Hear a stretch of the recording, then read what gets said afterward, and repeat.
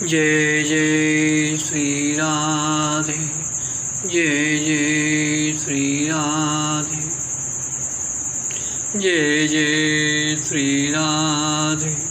भक्ति भक्ति भगवंत गुरु चतुर्नाम वपु एक, इनके पदबंधन की नाशे बेगियने। नमो नमो जय श्री वृंदावन रचि बरचत घन घोरी। नमो नमो जय कुंज मेहलिनित, नमो नमो जामी चुकोरी। नमो नमो जय कुंज बिहारी, नमो नमो प्रीतम चित चोरी। नमो नमो जय श्री हरिदासी, नमो नमो इन्हीं की जोड़ी। आज के सत्संग में श्री संप्रदाय के संस्थापक श्री रामानुजाचार्य जी का आगे का चरित्र वर्णन करेंगे। द्रविड़ भारत, द्रविड़ देश में मद्रास से 3.5 योजन दूर नैऋत्य कोण में स्थित महाभूतपुरी नामक गांव में आज से लगभग 1000 वर्ष पूर्व परम यज्ञनिष्ठ श्री केशवाचार्य जी विराजते थे। इनकी परम सुशीला सती साध्वी भागवती पत्नी थी देवी कांतिमती जी। ब्राह्मण दंपति ने सुंदर सुयोग्य संतान की कामना से यज्ञ द्वारा यज्ञ पुरुष भगवान विष्णु की आराधना की।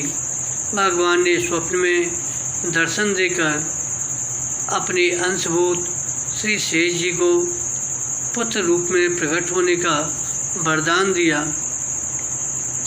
फलतः विक्रम संवत 1074 में आद्रा नक्षत्र युक्त चैत्र मास शुक्ल पक्ष की पंचमी तिथि को श्री शेष भगवान माता कांतिमती की कोख से श्री रामानुजाचार्य जी के रूप में प्रकट हुए।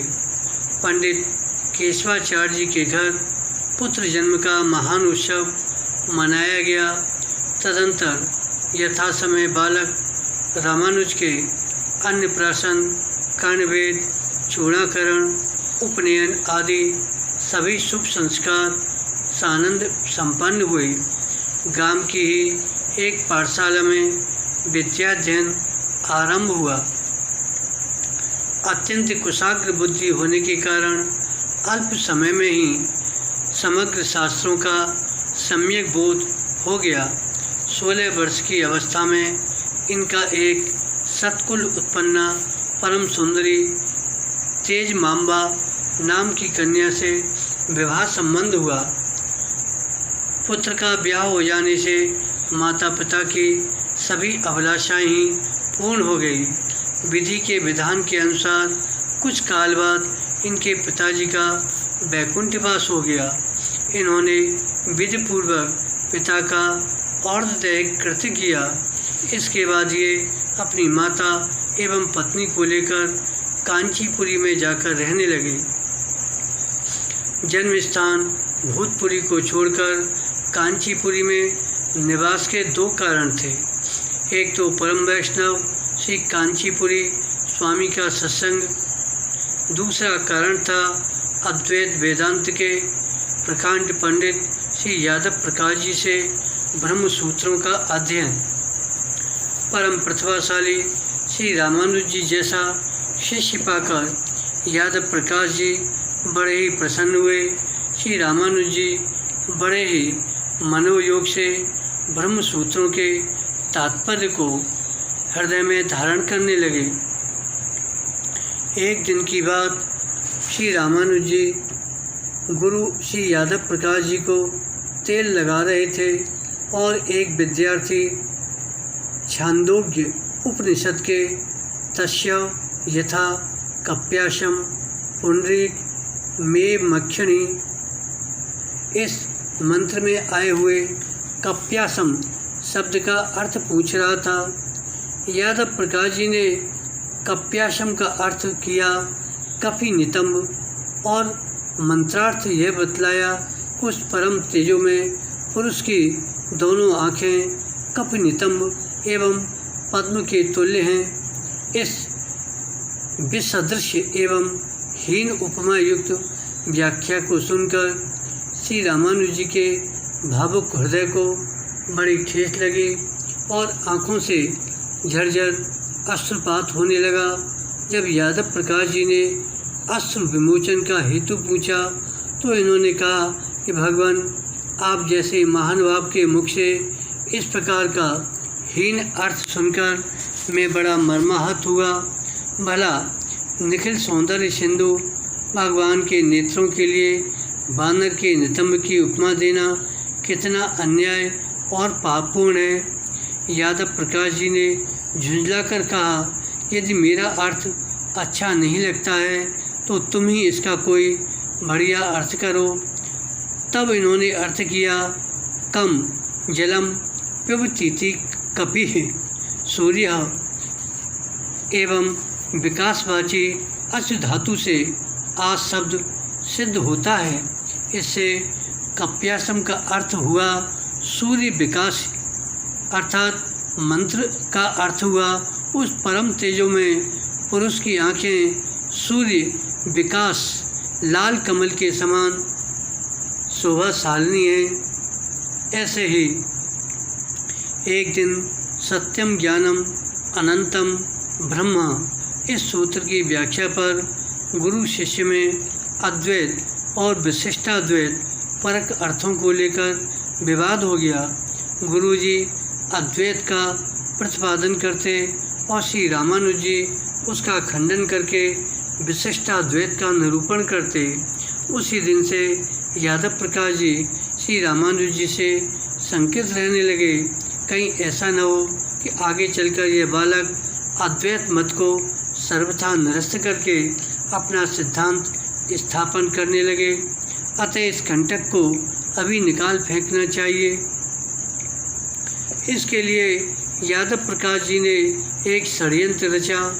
उन्होंने अपने मन मिले विद्यार्थियों से सलाह की कि यह रामानुज बात बात में हमारा विरोध करता है, इसे अपनी प्रतिभा का बड़ा अवमान है। जब यह हमारा अदम नहीं करता तो तुम विद्यार्थियों को कब मानने लगा।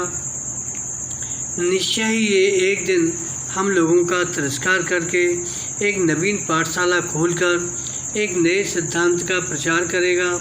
अतः मेरे विचार से तो परम पुण्य से पूर्व इसका वध कर दिया जाए तो बड़ा अच्छा हो। इसके लिए मैंने उपाय भी सोच रखा है। वह यह है कि हम सब लोग मिलकर गंगा स्नान करने चलें। मार्ग में घोर जंगल में पहुंचकर उसको मार डालेंगे, फिर गंगा स्नान करके उसके वध का प्रायश्चित कर लेंगे। बात तय हो गई। श्री रामानुज भी इस प्रस्ताव को अस्वीकार नहीं कर सके। सब लोग तीर्थ यात्रा के लिए चल पड़े। विंध्याचल के घोर जंगल में पहुंचने पर जब परस्पर कानाफूसी होने लगी तो श्री रामानुज जी के मौसेरे भाई गोविंद को यादव प्रकाश के षड्यंत्र का पता लग गया। गोविंद श्री रामानुज जी को प्राणों से भी अधिक मानते थे। भला ऐसे अवसर पर वे कैसे चूक सकते। सब लोग अपनी दाब घात विचारते हुए अपनी धुन में चले जा रहे थे। एकांत पाकर गोविंद ने रामानुज जी से इन नर पिशाचों की सब बातें बता दी और अनुरोध किया, अब तुम इनकी आंख बचाकर शीघ्रता शीघ्र यहाँ से घर लौट जाओ। साधु हृदय श्री रामानुज जी प्रथम तो यह अशुभ बात सुनकर कांप गए, परंतु तत्काल ही सर्वरक्षक भगवान श्री नारायण का स्मरण करते हृदय में अपूर्व धैर्य हो आया और प्रसिद्ध मार्ग छोड़कर वन के रास्ते से बहुत तेजी से घर की ओर चल पड़े और गोविंद सहपाठियों में आ मिला। जब यादव प्रकाश ने विद्यार्थियों में श्री रामानुज नहीं देखा तो पूछा, पता लगाया, बहुत दौड़वाया, परंतु तब भी जब कुछ पता नहीं लगा तो निश्चय कर लिए उसे कोई हिंसक जानवर खा गया। अतः भीतर से तो बड़े प्रसन्न हुए, बिन औषध व्याध विध खोई के बिना प्रयत्न के ही सब काम हो गया, परंतु ऊपर से संवेदना प्रकट करते हुए विद्यार्थियों को विशेषकर श्री रामानुज जी के आत्मी गोविंद को ज्ञान उपदेश करने लगे। इसके बाद सब लोग काशी पहुँचे। कहते हैं वहाँ पहुँचते ही यादव प्रकाश रोगग्रस्त हो जाने के कारण न तो ठीक से गंगा स्नान ही कर पाए, न श्री विश्वनाथ जी का दर्शन ही।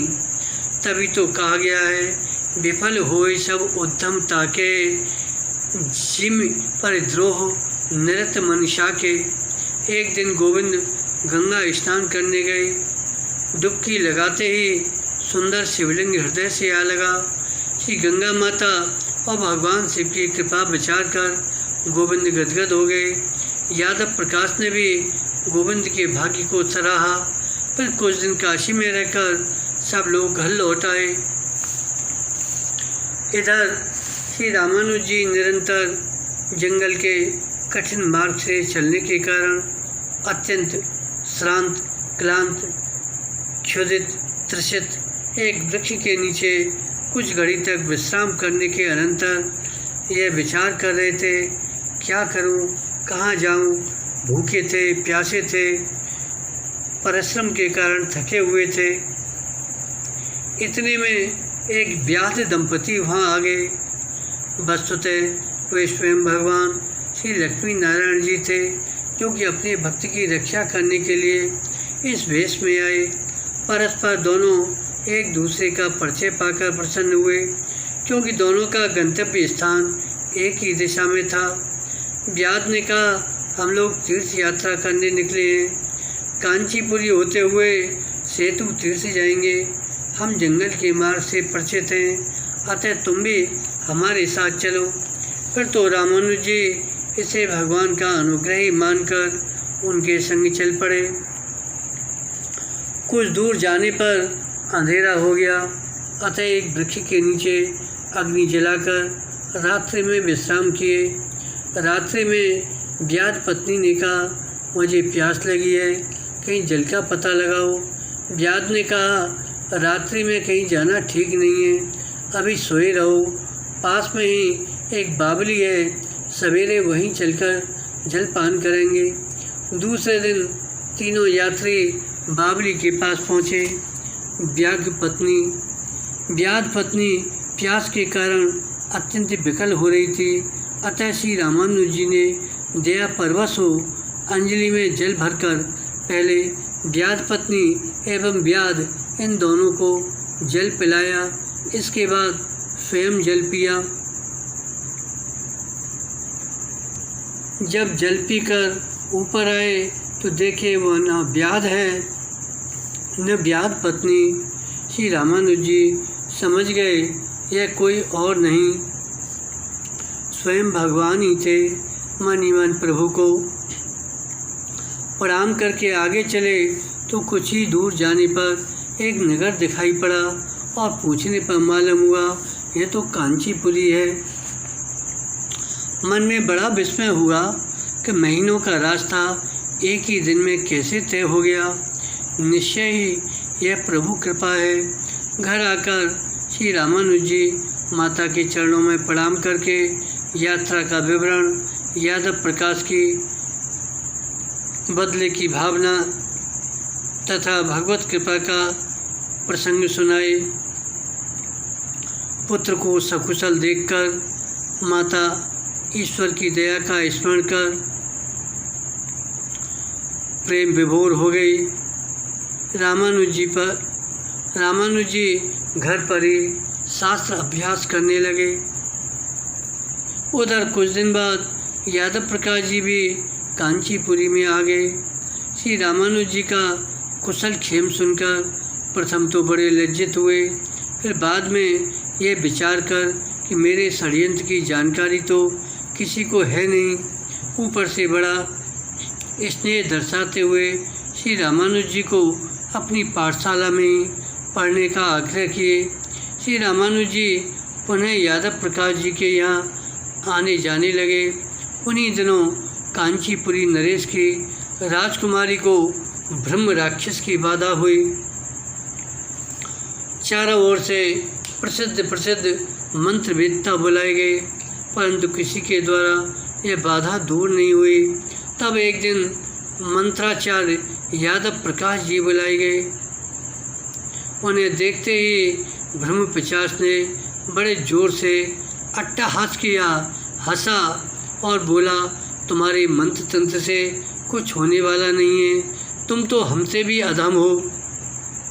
तुम्हें मालूम नहीं है, मैं जानता हूँ, तुम पूर्व जन्म में विष खोपड़ा थे। एक संत ने भोजन करके पत्तल तुम्हारे बिल के समीप फेंक दिया था। तुमने संत की शीत प्रसादी पाई, उसी पुण्य से तुमको ब्राह्मण शरीर मिला है, परंतु मैं तो कई जन्मों से ब्राह्मण ही होता आया हूँ। पूर्व जन्म में मैं महान याज्ञिक ब्राह्मण था, किंचित प्रमादवश मंत्र अशुद्ध उच्चारण करने के कारण मुझे ब्रह्म राक्षस होना पड़ा। तुम व्यर्थ प्रयत्न मत करो। यदि मुझे हटाना ही चाहते हो तो अपने शिष्य श्री रामानुज जी को बुलवाओ। वे यदि अपना चरणोदक मुझे दे दें और अपना चरण मेरे मस्तक पर धर दें तो मैं तुरंत छोड़कर चला जाऊंगा। श्री रामानुज जी बुलवाए गए। सचमुच इनका दर्शन करके चरणोदक पान कर और चरण स्पर्श करके ब्रह्म राक्षस ने राजकुमारी को छोड़ दिया। इतना ही नहीं, उस प्रेत का भी उद्धार हो गया। वह दिव्य रूप धारण कर स्वर्गलोक चला गया। कांची नरेश ने श्री रामानुज जी का बड़ा सत्कार किया। श्री रामानुज जी ने राजा के द्वारा जो भी धन द्रव्य मिला था सब श्री यादव प्रकाश जी को अर्पण कर दिया। इस घटना से रामानुज की कीर्ति का बहुत प्रचार हुआ, परंतु यादव प्रकाश जी को इनका यह उत्कर्ष ईर्ष्या का विषय बन गया। वे पुनः पहले की तरह रामानुज जी पर कोड़ने लगे। इसी बीच एक दिन यादव प्रकाश जी उपनिषद के सर्वम खल्विदम ब्रह्म और नेह नानास्ति किंचन इन मंत्रों की अद्वैत परक व्याख्या कर रहे थे। श्री रामानुज जी ने बड़े ही शास्त्र अनुमोदित रीत से इन्हीं मंत्रों का भक्तिपरक व्याख्या करके सबको चकित कर दिया। यादव प्रकाश जी ने क्रुद्ध होकर कहा, यदि तुम्हें हमारी व्याख्या अच्छी नहीं लगती तो तुम अब मेरी पाठशाला में मत आना। जो आज्ञा कहकर श्री रामानुज जी उन्हें प्रणाम करके घर चले गए और घर पर ही शास्त्र चिंतन करने लगे। रामानुज जी कांचीपुर निवासी श्री कांचीपूर्ण जी के सत्संग के लिए भूतपुरी छोड़कर कांचीपुरी में आकर रहने लगे थे। कांचीपूर्ण जी भी इनसे बड़ा स्नेह करते थे।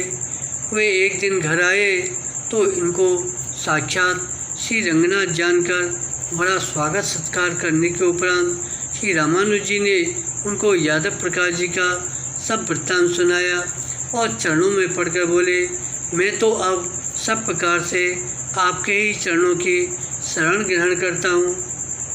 श्री कांचीपूर्ण जी ने बड़े प्रेम से उनको उठाकर कहा, बेटा मैं तुम्हारे भागवत भक्ति देखकर बड़ा प्रसन्न हूँ। तुम आज से प्रतिदिन सालकूप जिसका जल श्री रामानुज जी ने व्याध दंपति के भेष में आए हुए लक्ष्मी नारायण को पिलाया था, तो बोले सालकूप से श्री वरदराज भगवान की सेवा के लिए एक घड़ा जल ले आया करो।